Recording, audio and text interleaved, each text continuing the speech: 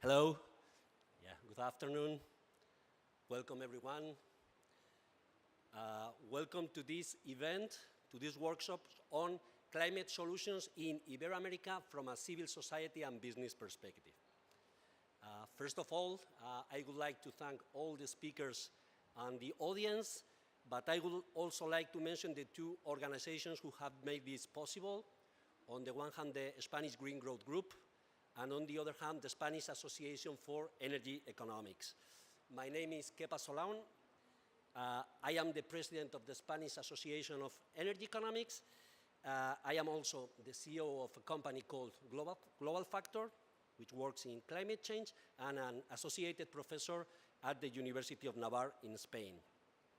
When it comes to the Spanish Association for Energy Economics, for those of you who are not aware of who we are the Spanish branch of the International Association for Energy Economics, which is a group formed by people, mostly from the academia, but also from the private sector, from the public administration. And what we have in common is that we believe that economic tools can provide a very important role in solving the most important problems of the energy sector. We do a lot of outreach activities like this workshop, but we also do events, publication, of course our annual congress, which is probably the start of the show. In this event today, we are going to talk, as I said, climate solutions in Ibero-America, civil society and business perspectives. So we have quite a lot of things to talk about. It is quite ambitious, but I am very happy that we are in very good company to address this. We have here people coming from multilateral development banks. We have people from private companies, from research entities. So altogether, I think that we are well equipped in order to deal with this complicated issue.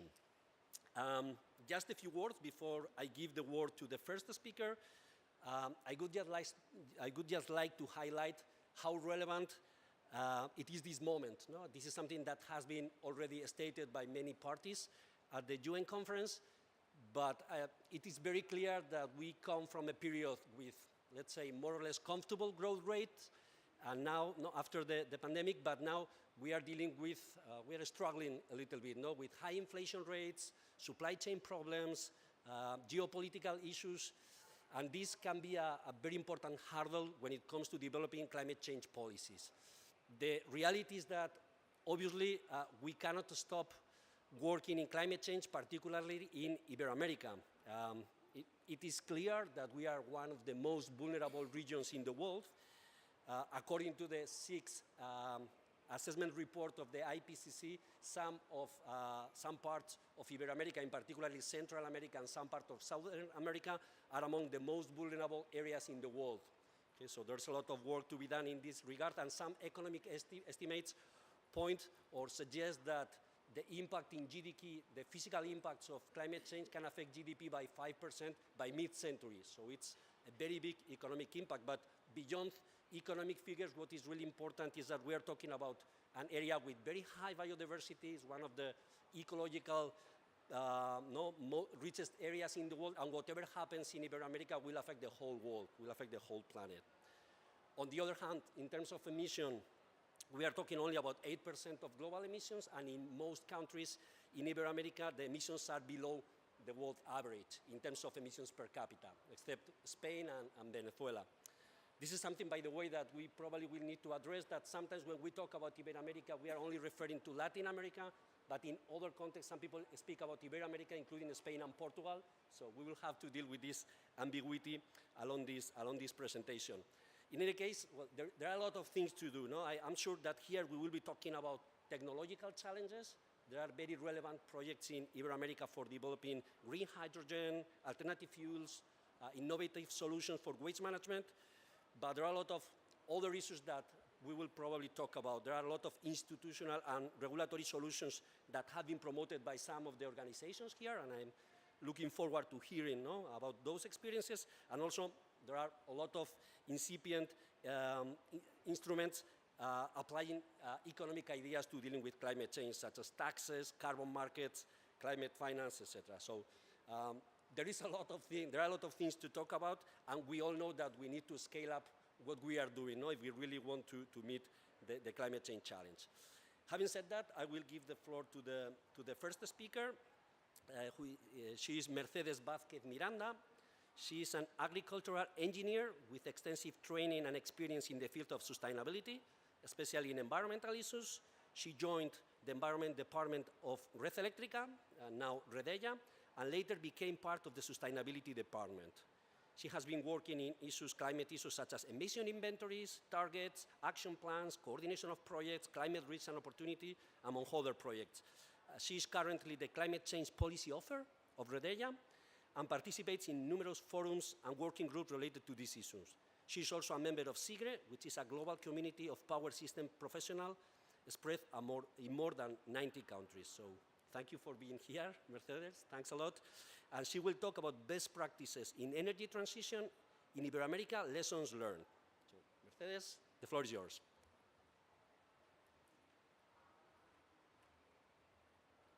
Well, good afternoon. First of all, thank you, Kepa and the Association for being here. I don't have much time, but I would like to start introducing you. I think most of you already know us, but I would like to explain you a bit of the activity of Redella. Redella is a multilateral company. We provide essential services, electricity through Red Eléctrica and Whittington in Latin America, and also telecommunications through Hispasat and Reintel. Red Eléctrica, which is the main company of the group, is the Spanish TSO, transmission and system operator. Our role is to build all the energy transmission infrastructure in Spain, the grids, the substations, and to maintain those infrastructures. That means that we give access to new renewable energy, to new high-speed train, we build interconnections, well, we will see that. And as operator of the system, our main role is balancing generation and demand and keeping the quality of supply. We have an important role, for example, in integrating renewable energy. In 2006, we built the CEOE, which is a specific control center just for renewable energy.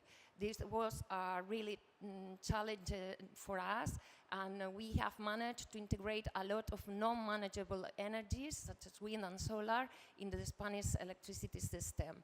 In Latin America, we have more than 5,000 kilometers of line, and we manage that in Peru, Chile, and in Brazil.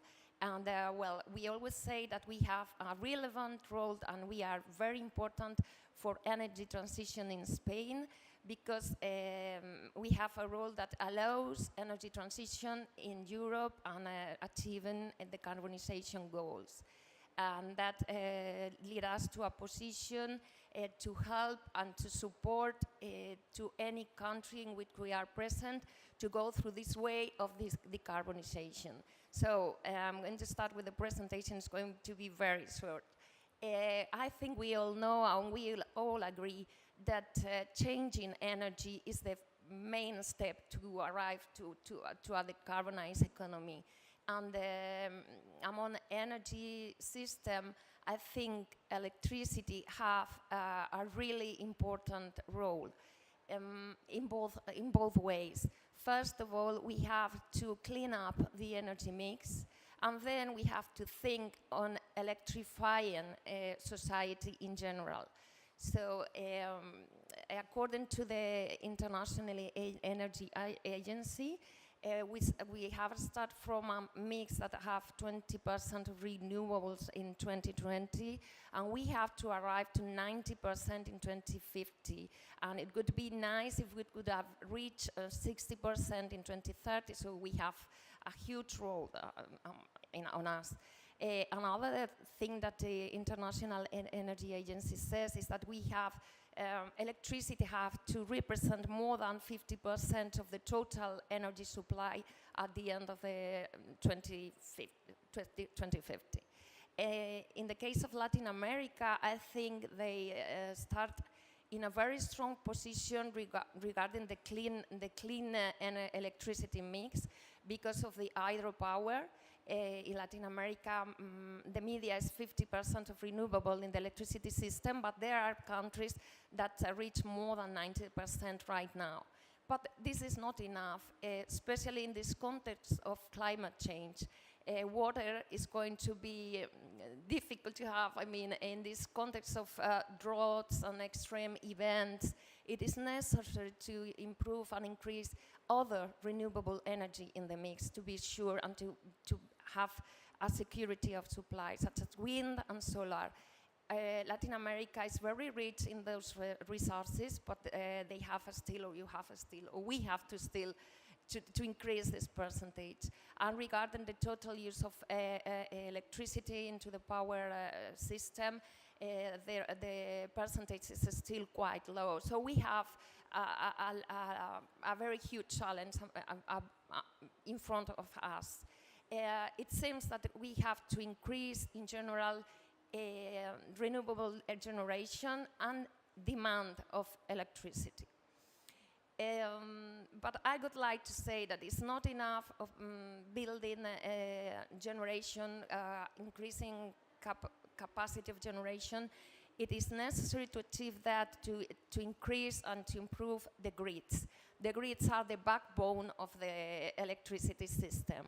So again, I go to the International Energy Agency. They say if we want to reach not the net zero scenario, the announced pledge scenario, we should increase the grid in the length of the grid in 120%. So this is huge. It's what I want to point out here about the grids. I know the main challenge for this development is financing, that is quite linked to regulation and long-term planning. But I think all the people here are going to speak about that. So I wanted to focus in other aspects. I wanted to focus on environmental, social aspects, more environmental aspects, because I think we have to be aware that reaching decarbonization goals cannot jeopardize other sustainability goals, and the way we are going to develop our power system and our grid, in our case, has to be a sustainable way. So we, as Redeia, has identified 4 main things that we should be paying attention in a very special way. The first one is biodiversity. Biodiversity provides us for food, for water. Biodiversity is very important for climate mitigation and climate adaptation as well. So Latin America, Kepa has already said that a lot of countries in Latin America are really rich in biodiversity. In Latin America, there are the biggest forests of the world that we are seeing now, that they are needed to maintain the temperature, to stop or to mitigate climate change, and also for adaptation. So the way we are going to build all the needed infrastructure must be a way that very careful to not impacting biodiversity. We have to take this into account from the beginning of this planning processes, avoiding areas rich in biodiversity, avoiding forests. If we cannot, we can establish some preventive corrective measures or restoration measures. In Redeia, we have a target for 2030, and we want to be positive regarding natural capital in the places we are working, including in Latin America and in our grids in Latin America. And this involves that we also will have to, and we are also implementing offsetting and compensation measures. The second thing I want to point out is circularity and emission reduction policies.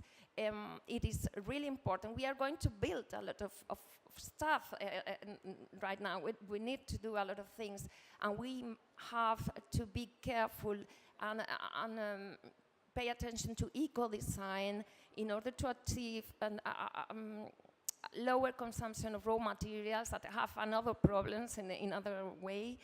We have to look for the small or low consumption of energy of this infrastructure during all the life cycle, and we have to pay attention to waste management.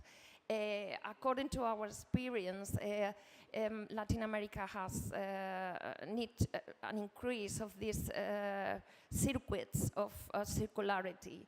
Other things that it's also very important to work with suppliers in this sense. I think we have this week an announcement from President Biden that they are going to start asking the federal government suppliers for science-based targets, and I think it is good news because the companies are already, we are already working on that, so I think it is very important.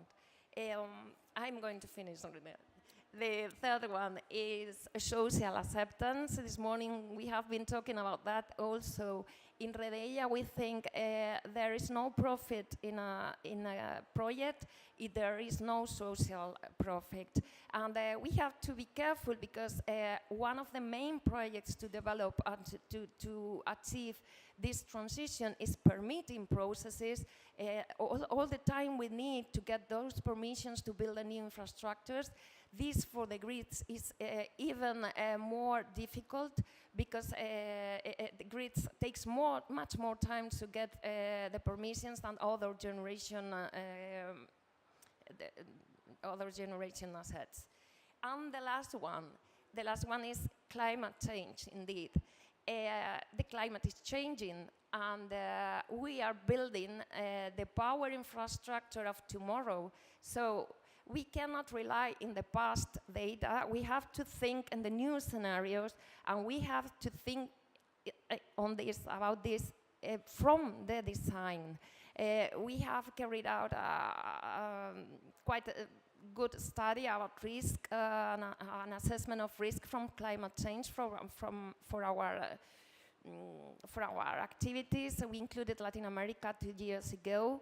But I think we should be working harder on that. I think I've forgotten most of the things I was going to say, but at least I have okay with the time. No? So thank you very much.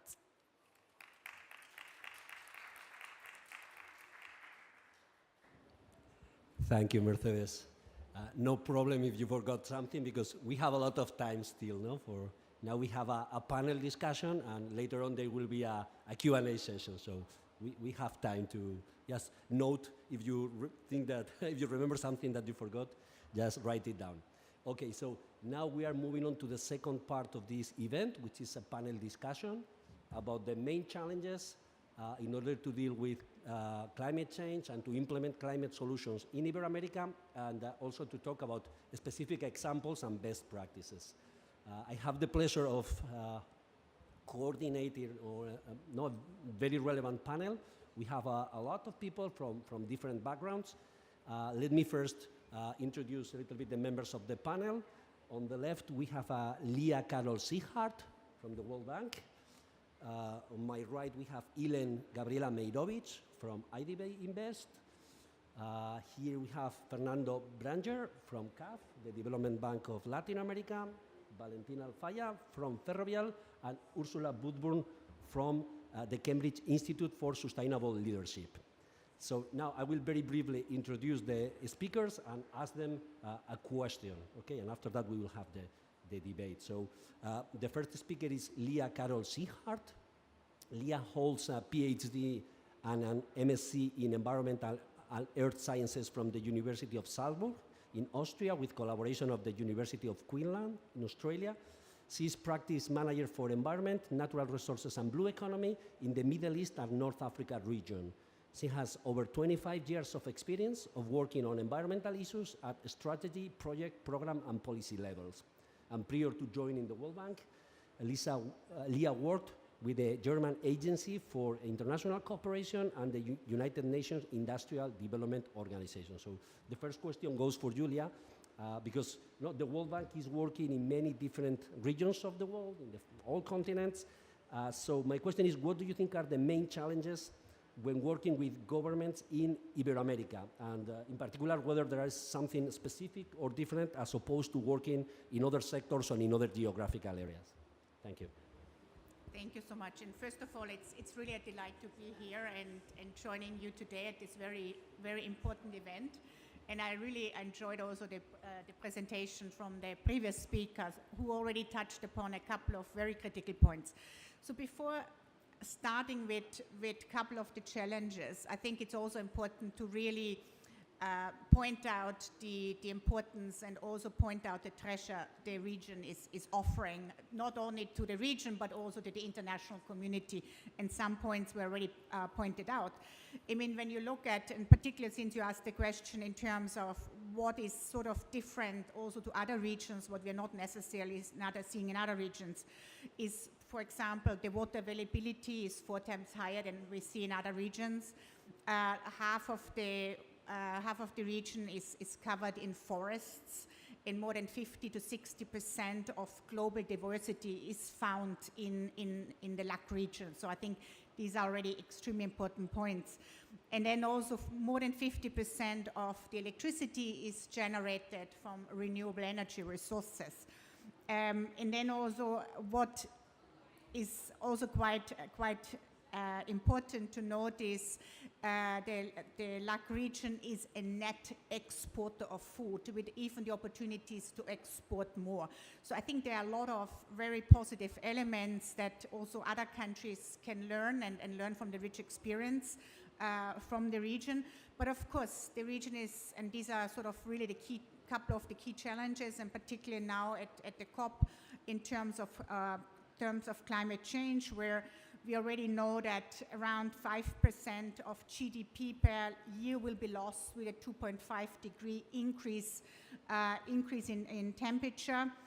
Then also when you look at, particularly knowing coffee is a very important economic tool in the region, and with the rising temperature increases by 2050, most likely 50% of coffee production will be lost. So these are quite big economic impacts. Then also in terms of migration, we already see 17 million of people migrating, particularly moving from the rural areas to the cities, and thereby also increasing the population of the cities more than by 10%. And then on the other hand, looking at the various coastlines in the regions, which are a critical force and drivers of economies, on one hand, looking at coastal development, looking at coastal industries, looking at the tourism sector, which is a backbone of many countries in the region, but also at the fisheries side that has impacts due to climate change. So we see a lot of, there's a lot of also pessimistic scenarios coming down. Then what we have been seeing, for example, over the last 10 years, due to temperature increase, but also due to nutrient runoff, with really a seaweed bloom in many coasts and coastlines, going from all the way from Mexico to Brazil, with massive environmental impact, but also economic impact. And at the moment, we also see there is a risk in terms of the tipping points, particularly in the Amazon, with a shift becoming a net CO2 emitter, and also moving into sort of almost like a savanna-like ecosystems, with leading basically to droughts and net loss of 16% of the forests by 2050. So I think there are quite a couple of challenges, and that's why I'm really delighted to have such a distinguished panel today coming from various areas, and really talking also then about solutions on how to take a couple of steps forward, and happy to share then subsequently some of the thoughts. Thank you, Leah. Now I'm going to move on to the next person, who is Ilen Meirovich.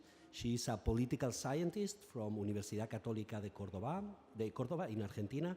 She received a master's degree from Hebrew University in Israel, and a master's degree and PhD degree from Georgetown University, USA.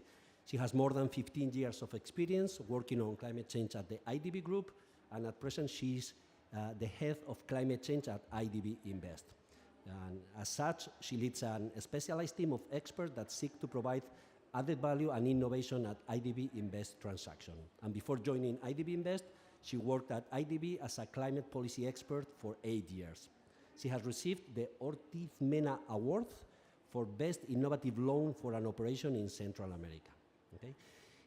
Elaine, my question for you is about the private sector, because as IDB specializes in working with the private sector, so do you think that the private sector has really understood the climate change, how this challenge is going to affect them, and whether you think that there is something specific about the private sector that can be different from working with the private sector? I have to come closer. Thank you so much for inviting IDB Invest to be part of the panel, especially in the day of Solution Days, because I think it's important to base all this conversation on actual solutions on the ground. So to talk about the private sector, my first reaction is, well, it's not monolithic. Private sector is not one thing. It's many different actors. Banking or the financial sector will act differently from the real economy, and within the real economy, infrastructure sector may be different from the agricultural sector or tourism sector, as they were explaining just now, all the impacts that climate change has on the different sectors. So in that sense, when you look back, even in 2015 with COP21, you see a lot of action with the private sector, and if you have been, like me, participating in many of these COPs, you see the evolution of the participants within the COP.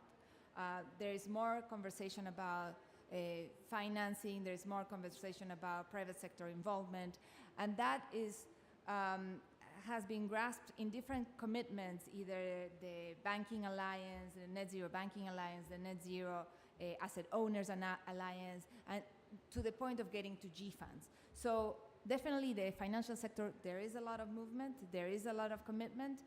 The issue is, and what we're grappling with right now, is how do you bring those commitments to action? And sometimes there is a disconnect on how to do it. So they know they want to do it, but they need tools, they need to understand. And when we talk with the financial sector, one of the things that they come quickly to understand is that they need a taxonomy, some kind of taxonomy. The EU, of course, has a taxonomy. It has been kind of like a roadmap to many regions, but in Latin America and the Caribbean, we don't have one single taxonomy. Sometimes it depends on the context. But taxonomies are good in the sense that it gives guidance, at least for the financial sectors, of where to invest. But as you know, where to invest also has to be combined where to disinvest. And similar to MDB saying we're going to be Paris-aligned from now on, and is basically looking at all the climate finance that we do, but also avoid investing in issues that are counter to the NDCs of the countries. The financial sector also has to do that. And for that, there is all this development of disclosure, of climate finance disclosure, of risk, physical risk or transitional risk that a financial sector is exposed to. But at the heart of this conversation with the financial sector, and even with the real sector on infrastructure projects, such as the ones on renewable energy, there's a clarity on the KPI we're talking about. It's GHG emission reductions. It's very clear, and everybody knows, and they can now account for more or less how much GHG emission reductions they're avoiding or reducing. There are some issues, like we just had the conversation on the methane, and there is a need for data development and trying to figure out how much methane we are actually capturing, because it's all bundled up in GHG emissions. But there's one KPI, and more or less bankers like that.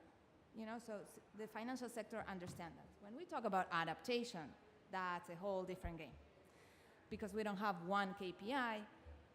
It's very localized, it's very geographic dependence. It depends on the impact that you're having. You either have a flood, you have a drought. It's not as easy.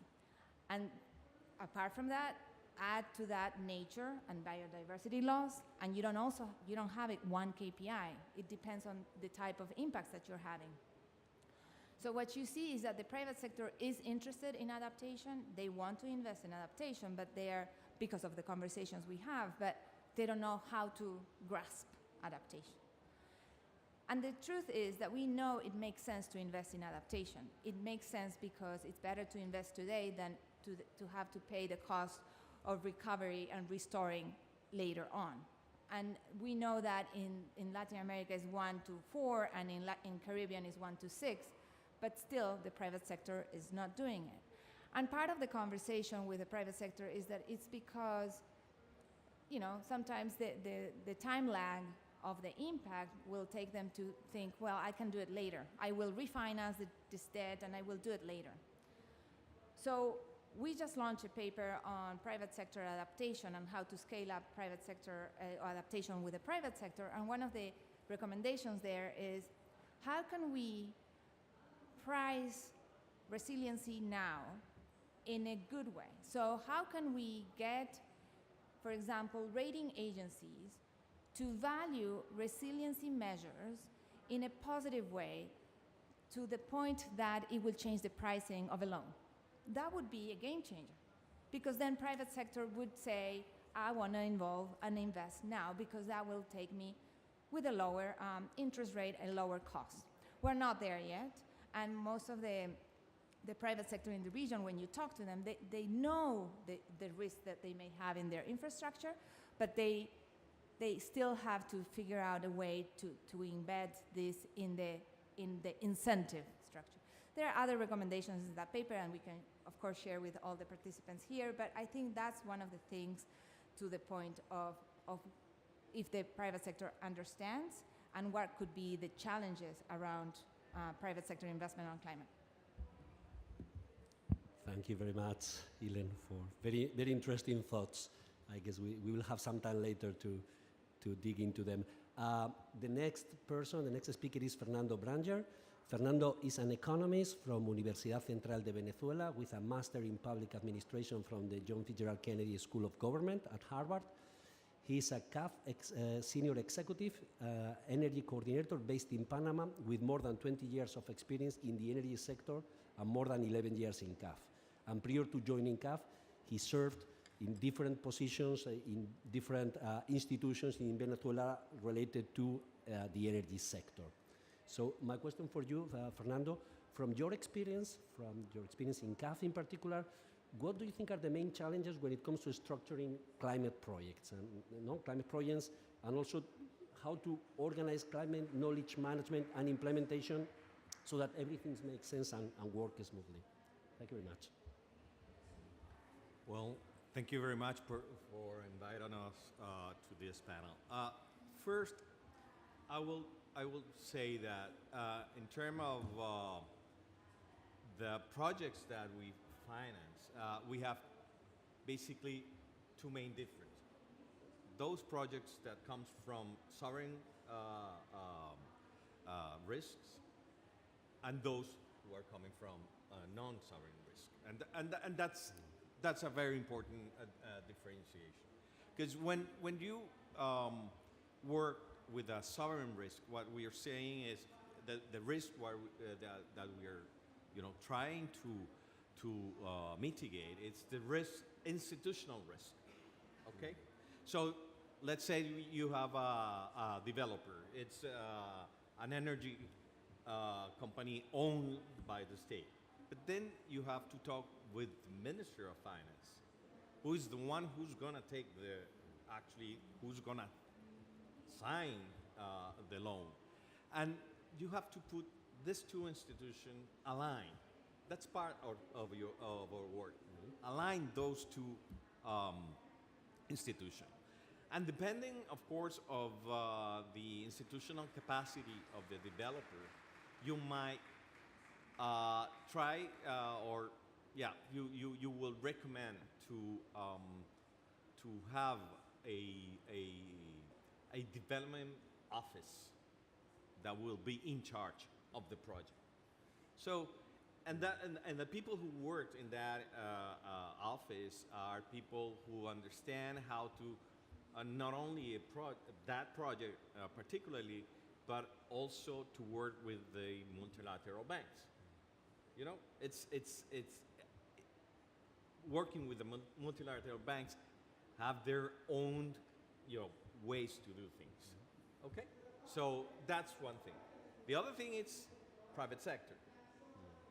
Private sector, you analyze private sector as a private bank in some ways, but I would say one of the main issues that we see every day is that the projects that comes to our institution, many of them, they are still not a project. I mean, there are no bankable project yet. So you have to be with those and work with them in order to bring that idea to a project. So there is more time,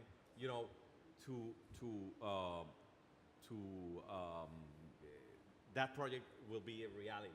So that's I would say the main difference, and the structuring differences was once the private project it's full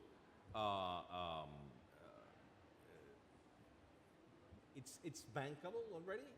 I will say it's more or less the same as any other private loan in general terms. In general terms, of course, what a multilateral banks brings to those projects, it's knowledge, of course, but also all the related KPIs needed in order to comply with the environmentals and I'm sorry, ESGs in general. ESGs in general. So that's very important for the private sector. Also because there's a way to be more competitive once you follow all this important KPIs. So that's I would say that's the main difference and importance in structuring these two type of projects. Okay, thank you very much, Fernando. The next speaker is Valentin Alfaya. Valentin holds a PhD in biology from the Universidad Complutense de Madrid and a Master in Science in Environmental Engineering at the EOI Business School in Madrid. His professional career in various sectors extends over 25 years, and currently he is the Sustainability Director at Ferrovial. He is also at the governing board of the EU Climate Kick, also advisory board at the Biodiversity Foundation, REDS, or the board at the Heathrow Center for Excellence for Sustainability. He's also author of several books and papers, and teaches as associate professor at Rey Juan Carlos University in Madrid and Comillas Pontificia University in Madrid. So now we change a little bit from the point of view of multilateral development banks to a private company, and a private company that has quite extensive experience in working in Ibero-America and in working in several, I've heard a lot of things that you have been doing in terms of climate change and very varied topics, because it's also a very complicated company, so to say, that addresses many different sectors and etc. So what do you think, when working in these geographical areas, what do you think are the main challenges in terms of climate action, Valentin? Well, thank you very much for inviting us to this brilliant panel.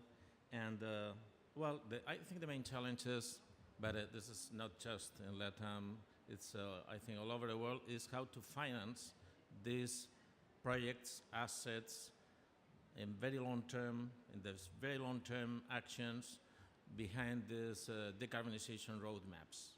And this happens everywhere, right? So, for example, my company, we are very focused on of investing and operating transport infrastructures and energy infrastructures. We invest in very few countries in LATAM, to be honest. We are very just to let you know, you can imagine we are very capital intensive, and also our projects have usually a very long-term payback, many times much more than 1 decade. So what is what we really miss in LATAM? The very first point is, if we need to finance in the very long term these decarbonization roadmaps, we need, obviously, this is something stupid maybe, the magic word, we need certainty. Building on what Fernando said, institutional security in the very long term. And in my view, this has 2 main points. The first one is the legal framework. And not just concerning economics or legal issues, but most of all concerning the long-term roadmaps on energy transition, on climate change, environmental issues, and so on, because this is what provides visibility to the long-term action, right? So we need, sometimes we miss this, if you want, a stable legal framework around this. The second point, which I have to say happens also here in Europe, in my country, in Spain too, is that we need to, in a sense, if you want, avoid political polarization. Environmental issues, climate change, and so on cannot be honored by, I don't know, this wing or this wing on the political spectrum. We need people, persons, focused on the long term, no matter what kind of ideology, no matter what kind of parties they are taking in. The point is that we need long-term persons with long-term visions, stability, and avoiding polarization. And this is why this is something that just I'd like to point out once again. This happens in Europe too, but I think in LATAM it's even more exaggerated in that sense. And so I think this is one of the key points that companies as we are have many difficulties to invest in low carbon infrastructures in many countries in Latin America. And it's a pity because we are looking for many opportunities in this region. We are looking for opportunities in transport infrastructures, electrification, energy efficiency, cities, for example, street lighting and so on, which are really very attractive for private sector, transport infrastructures, low carbon transport infrastructures, and even in some, if you want, more freaky issues. For example, natural capital assets and biodiversity. There is, in my view, maybe as ecologists also, there is, in my view, there are huge opportunities on natural capital, biodiversity assets, biodiversity markets all across the countries of Ibero-America. And it's a pity not having this long-term vision, this long-term stability, and what Fernando said before, these institutional security and legal frameworks, proper legal frameworks to attract investment. Thank you. Good points, good point. I'm sure we will insist on them later. And the last speaker in the panel is Ursula Budburn. She's a Bachelor of Arts with honors in Archaeology and Anthropology from University of Cambridge, with a Development and Governance Master from University of Antwerp. She has 20 years of experience engaging in Brussels around environment, energy, and climate policy. She is currently a program director and manages the Brussels office of the Cambridge Institute for Sustainability Leadership. And as such, she leads work on the Corporate Leaders Group Europe, Women Business Coalition, EU Policy Strategy, and the EU Green Growth Partnership. So my question for you, Ursula, from your experience, I think this can complement very well what has been discussed so far. Could you please name some success factors for engaging civil society and the private sector in climate action? Thank you very much. It's great to be here today and to hear these really exciting news from different areas, from Latin America and also from the more the Iberian side. It's Solutions Day today, and I think what we have learnt in Brussels is really about how can you bring businesses together with civil society and bring these solutions to policymakers. Because to have this long-term certainty that we've been hearing about, to help build capacity and to help direct the financial flows that we need, it's clear that we need the long-term policy certainty, we need the long-term policy frameworks. And so what we do when we work with corporate leaders groups is to consider, what are we trying to achieve in the long term? How can we build a vision around the real need to transition to a climate neutral economy, to a sustainable economy that also as well integrates nature and many of these important questions. And to do that, of course, you need to build trust. You need to build trust within groups. You need to build trust with the policymakers. So this means, for example, considering what your aim is as a company. Do you subscribe to decarbonization? Are you willing to be transparent about what you're doing, how you're engaging? And it means also consistent dialogue with policymakers. And it means bringing solutions to the table, sharing expertise between different companies, thinking about how we can really all develop the solutions we need, and being willing to discuss all of this between us all. And I think our experience shows that in these cases, when you bring together ambitious policy makers, ambitious businesses, you can create these positive ambition loops where businesses help give confidence to policymakers to set these long-term structures, and at the same time, policymakers can give the certainty to businesses that they need. So I think it's really a question of building this trust and then working together to think about what are the key milestones we want to achieve, how can we work together, but also for businesses to stand up and say what they need, right? I mean, if we all sit together and we don't tell the policymakers what we need, if we don't support bigger climate ambition, for example, here at the COP, then we won't get anywhere. So I think it's really a question of engaging, and it was great to see, for example, last week, more than 200, I think actually more than 300 businesses signing the 1.5 statement, really agreeing to support the idea of 1.5 as a limit, and giving confidence to the policymakers sitting here in Sharm el-Sheikh to really push ahead with the negotiations and agree this long-term framework that we all need. So I think it's really a question of building trust, working together and sharing expertise, and this is what we've seen can really work and deliver solutions. Thank you very much, Ursula. I think we are on time for a second question to the panel. And my question is for all of you, if you want, we can follow the same order. We have been talking about the big picture, no? About challenges, about what can we do, public sector, private sector. But the idea was also to discuss about experience. So my question for you is, if you had to choose one success story, one best practice, one experience from your experience working in the region, or do you think that it can be imported to the region? If you had to choose one, which one would that be? Which experience, best practice, or something that you think really can make a difference? So I don't know, Leah, if we follow the same order? Thank you. No, that's a very interesting question, and probably if you ask many people, you get very different answers.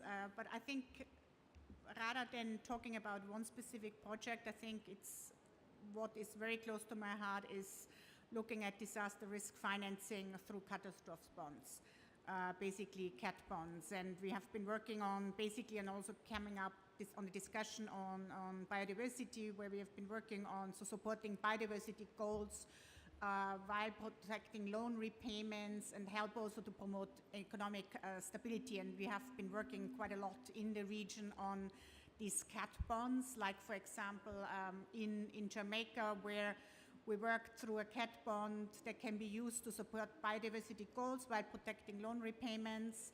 We worked in Jamaica on coverage against tropical cyclones, with a very significant aim to strengthen the country's natural disaster and risk management strategy, while also not adding to national debt. Or, for example, where in Chile we worked a lot on CAT bonds, particularly in the area of property insurance and earthquakes, or in Belize, where and I think that's quite an interesting example also, where we combined a blue bond working on a parametric insurance policy to protect semi-annual debt repayment, in particular for marine conservation. And this transaction was also placed on the market for 364 million just recently. And at the moment, they have 9 Caribbean countries have expressed interest also to working together for a regional cat bond, and utilizing very much the model that we have implemented in Jamaica, where we look at cat bonds that could cover earthquakes or tropical cyclones for the next couple of years.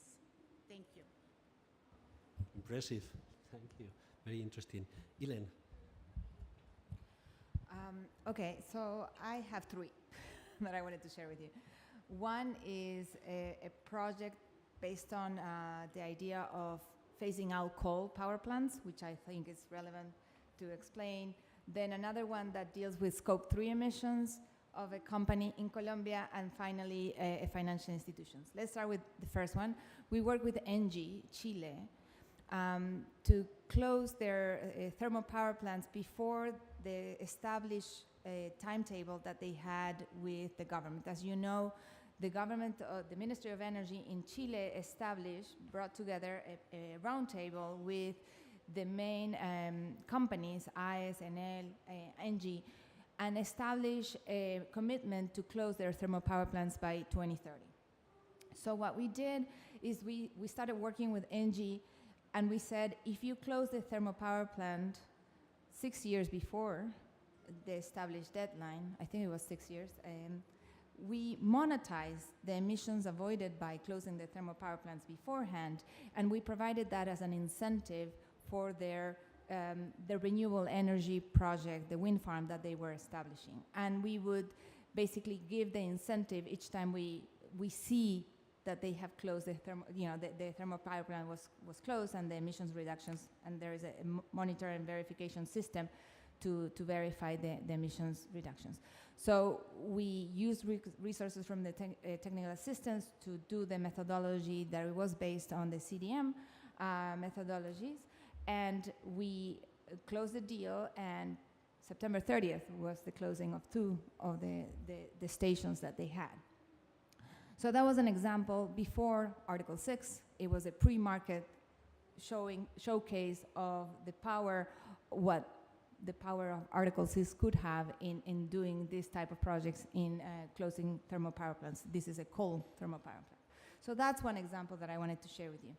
The second example is we know that supply chains have an issue with Scope 3 emissions, and there is a need for companies to see where their Scope 3 emissions and basically the link to deforestation could come from.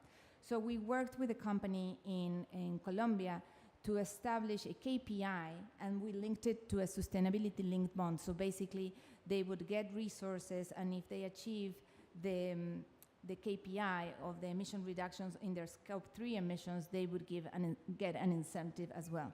So we did that, and we closed that deal last year.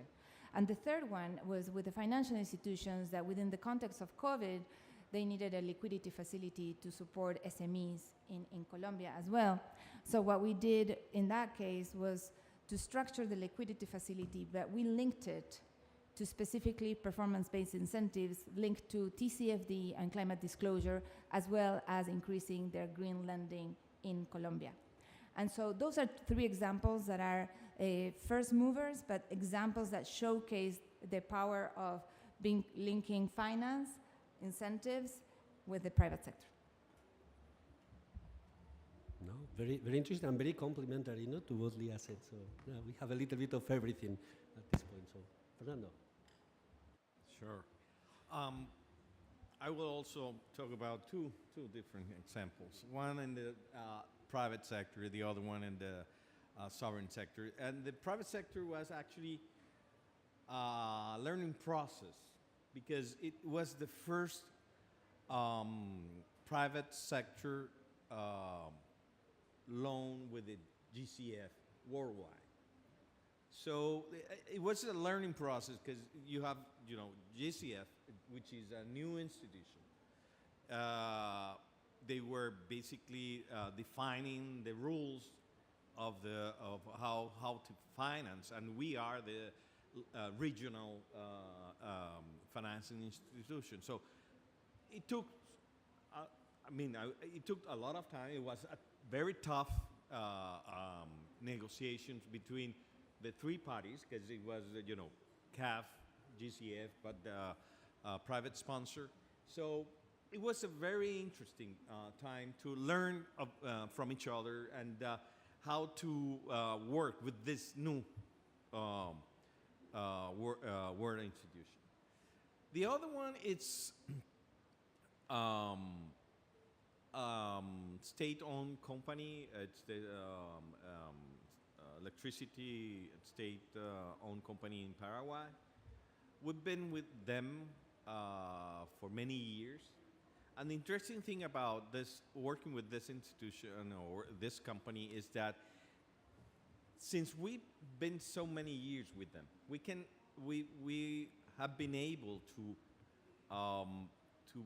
work with them to improve not only the quality of their service, the quality of course, their infrastructure, but also bring into them new ways of working and basically knowledge in order to put that company in a more competitive and more modern, I will say, modern way of working with a company. So I would say these two different sectors, the private sector and sovereign institution, they are very interesting because the way we have to engage in these two different worlds.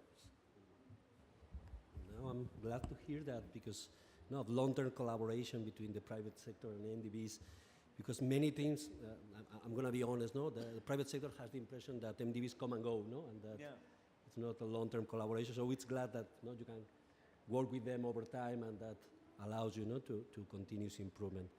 Very good. Valentin? Well, I'm afraid we have no successful stories. No, I'm kidding. Well, I'm going to try a couple of them. Well, the point is that I like just, if you want from a very corporate perspective, I think there are some lessons learned that could be really helpful for the region and particularly LATAM. I think there are two main tools, because when you are reducing your carbon footprint and you are going through this pathway, you need to provide the proper tools in terms of management to make sure that you are following the proper path. In my view, there are two main issues, two main tools that are absolutely key. The first one is the carbon footprint. By the carbon footprint, we many times see it, particularly in the private sector, I think, as an end in itself. What I mean, you get the numbers, you get the figures, you put those figures in your annual report or whatever you want, and that's it. But it's a pity because there's a very useful tool. First, because if we all agree, I think we all agree, that carbon intensity in a portfolio is a systemic risk. It's a long-term risk. We need to monitor the carbon intensity of our portfolio, also the business portfolio. So to make sure that we are going through a lower and lower carbon portfolio year by year. This is the first point. So this is very useful. It's a way to measure long-term risk in that sense. The second point is sometimes behind the carbon footprint, there are opportunities coming out. For example, in our case, we got into the business of renewable energy thanks to the carbon footprint and the carbon management. Why? Because we needed to develop a full green energy supply for Ferrovial. And we had one day the idea of developing a utility, a renewable utility, just for supplying this energy for Ferrovial. And this was the beginning of a new business in my company. So it's not bad. And most of all, the carbon footprint is strongly linked to the carbon pricing, internal carbon pricing. This is one of the key points in my view, one of the very really useful tools for reducing the carbon footprint and the carbon intensity. What we do is for every significant, when I say significant, it's more than 60 million euros, every significant investment, we provide first the carbon footprint in the life cycle of, for example, an investment in an infrastructure, transport infrastructure, an airport. We provide the year by year the forecast of the carbon emissions in a scope 1 and 3, year by year. Second, we put a price on every single ton. Well, in fact, we put prices because we have a spreadsheet full of prices depending on the region, the activity, because we, as you said before, we are very diverse regions, activities, and horizons also. So we have several prices, we combine those prices, we introduce this, and we have, if you want, we are monetizing the risk behind the climate and the carbon footprint year by year. We introduce this in the net present value. And we have, if you want, a kind of eco net present value. So you can compare the net present value without monetizing the climate risk with the present value monetizing the climate risk. And this provides more info, very much better informed decisions for the board of directors in our case, where we make those kinds of decisions. And I have to say that in this price, and these prices, we are introducing among different variables, for example, the social cost of carbon. Not just the taxes, not just the cost of fuels, the social cost of carbon too. So we are really embedding many climate risks behind this monetization. And I think, well, I think this is really powerful and this is really useful. And just to let you know that for Ferrovial, following this, using these two linked tools, carbon footprint and carbon pricing, we have been reducing, if you want, softly, right, the carbon intensity of our portfolio. Just to give you a figure, 60% less carbon intensive from 2009 to 2020, 60%, thanks to these tools. Last but not least, I think some of these experiences could be really, in a sense, translated to the region we are talking about and to the governments in that region. For example, internal carbon prices, but most of all carbon budgeting. This is something that we miss many times in several governments across the region, you know? I think this is some lessons that could provide visibility and certainty to long-term action. Thank you. Thank you, Valentino. And I know that some other organizations here have been working on shadow prices, so this can be something for the debate. Ursula, please. If you can be brief. Yes, sure. I'd like to talk about two things. One is engagement on policy, and the other is broadly the power of collaboration. So I think in terms of best practice, what we've really seen is, for example, what's happening in the EU, we have this massive amount of climate policies coming through. So we have the Fit for 55 package, the increase of the EU's policy to increase greenhouse gas emissions by 2030.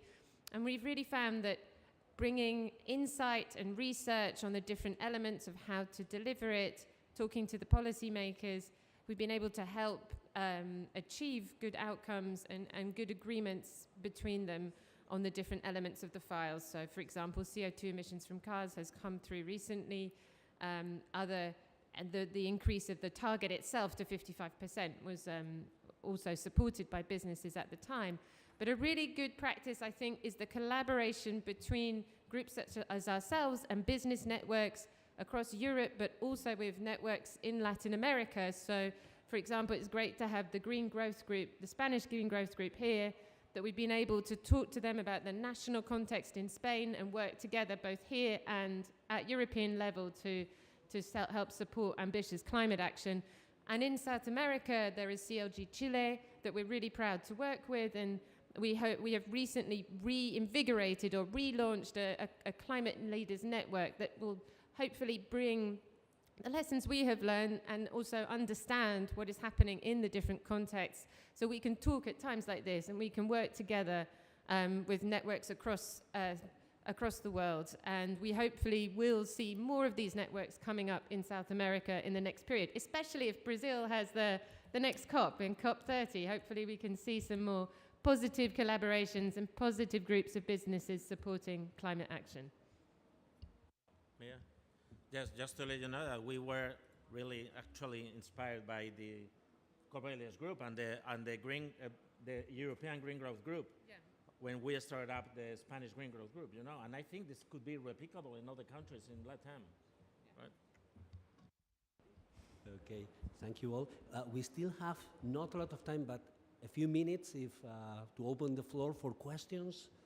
So if someone wants to pose any question for the speakers, raise your hands. No questions? Okay, yeah, Mariluz. There is a microphone coming.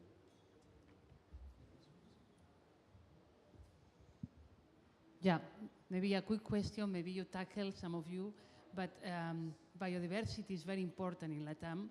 So how can you encourage, you have been talking about the difficulties we have to even to quantify all the efforts, but what would be your best wishes, or what would you recommend, what would you like to have to make more, to attract more investment towards diversity in LATAM?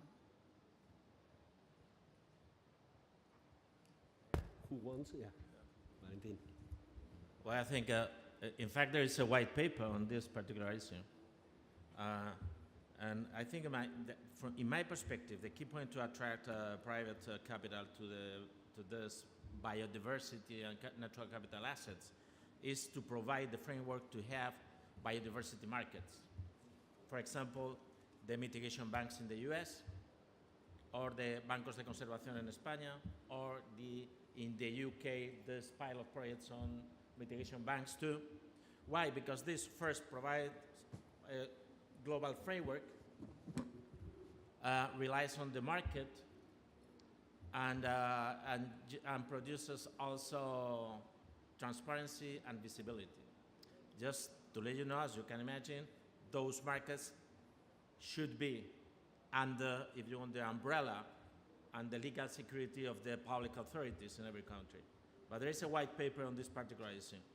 If you want to attract private capital, market-based instruments are probably the key, in my view. Mercedes. This is not an answer, it's also a question. I guess voluntary carbon markets are a kind of way of pushing investment in biodiversity in Latin America. We are working on that now in our company. We have the commitment to compensate, to offset all our Scope 1 emissions. And the main problem for us to invest, we are going to do it, but we have been thinking a lot of alternatives, is transparency. Nobody has mentioned this, but I think transparency is very important when you need an investment. So it's not an answer, but it's my experience. Any other comment on this? No? Any other question? Pablo? Thank you. This question goes to the multilateral institutions.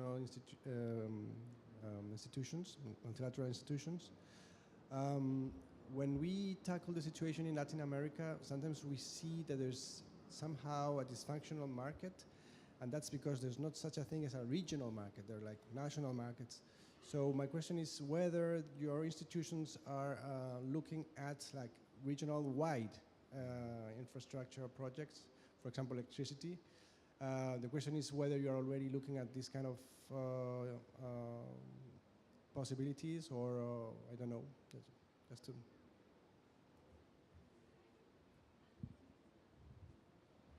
Interesting question. It was here on my list. I don't know if you could see my laptop from there. Anyone wants to address this? Yeah. No, thank you for this question. Just while I'm having the mic, I just also wanted to briefly respond to your question. I mean, particularly in the LAC region, when you look at the ecosystem services and the value of ecosystem services, they are valued at $15 trillion annually. So we are talking really about big budgets here. And I think it's extremely important to make sure there's a very strong understanding, also work with a natural capital accounting to have really an understanding what the monetary value is associated with biodiversity services. And because at the end of the day, this is also important because you need to also speak with co-decision makers in the countries, particularly speak the terms of the ministries of finance. So I think working on natural capital accounting and touching on what my colleague here mentioned on biodiversity markets is certainly a very important entry point because unfortunately it's very often undervalued. On the market question that you posed, that's something we very much are interested in and working on, particularly also in areas of carbon markets. But I think it's also important to make sure that, and that was touched upon earlier, and I think was one of my core takeaways today is also, and I think you mentioned this coming also from the private sector, particularly when it comes to pricing carbon, because at the end of the day, the market, the demand drives the price. So I think making sure there's an alliance across the governments, there are national systems in place that really puts the right incentive scheme in position in order to buy carbon. Could be all along the scheme on offsets. But I think this is something very, very important really to drive international carbon markets or regional carbon markets schemes, and that could tackle upon what you mentioned earlier on voluntary carbon markets. But very often, particularly in the voluntary carbon market sectors, the price is rather low. So I think if there could be sort of really a strong alignment, also particularly now with the Paris Agreement, in order to put the right incentive scheme in place, this could help to drive the market situation. Thank you, Leah. Any other quick response? No? Okay, so I guess we're moving to the closing remarks by Gonzalo Saenz de Miera.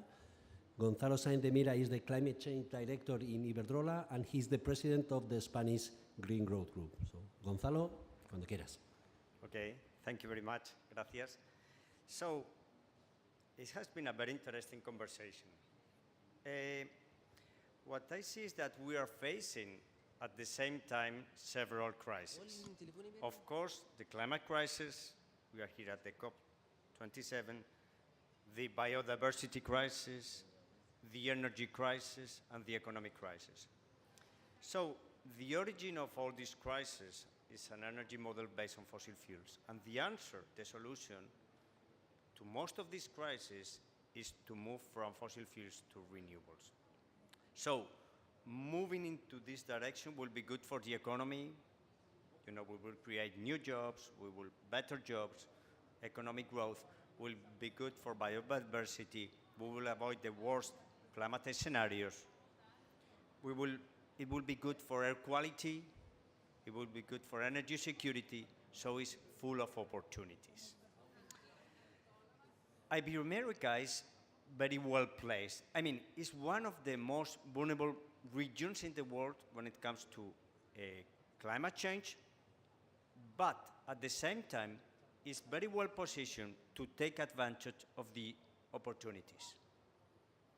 So, Ibero-America has excellent renewable energy resources, and this can be a competitive advantage for industries that consume energy to locate in this region, for instance, when it comes to green hydrogen. It has forest and biodiversity that is going to be increasingly viable in terms of even in economic value of those.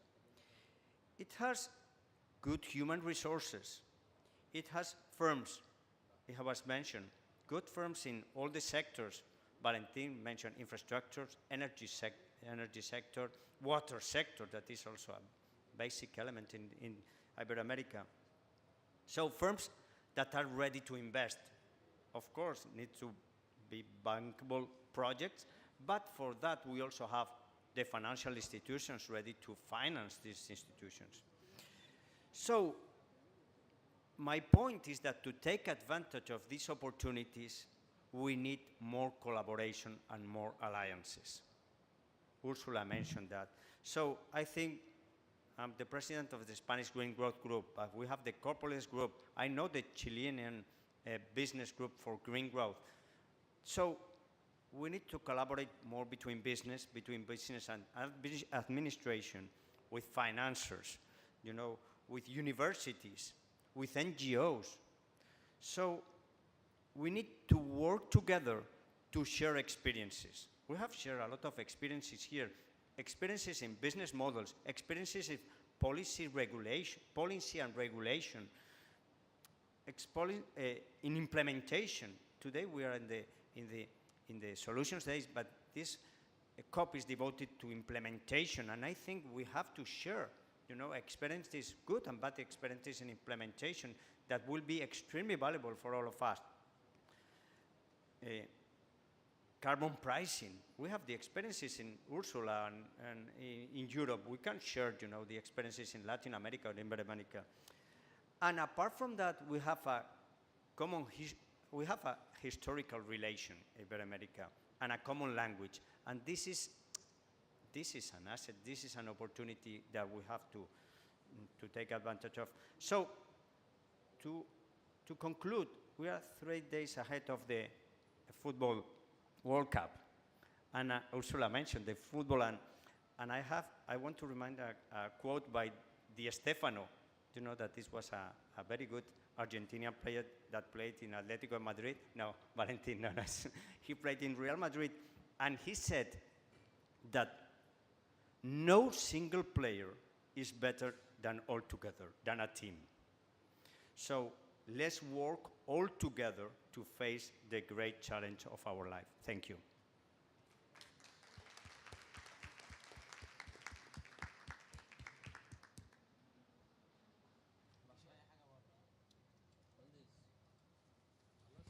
That's it. Thank you very much.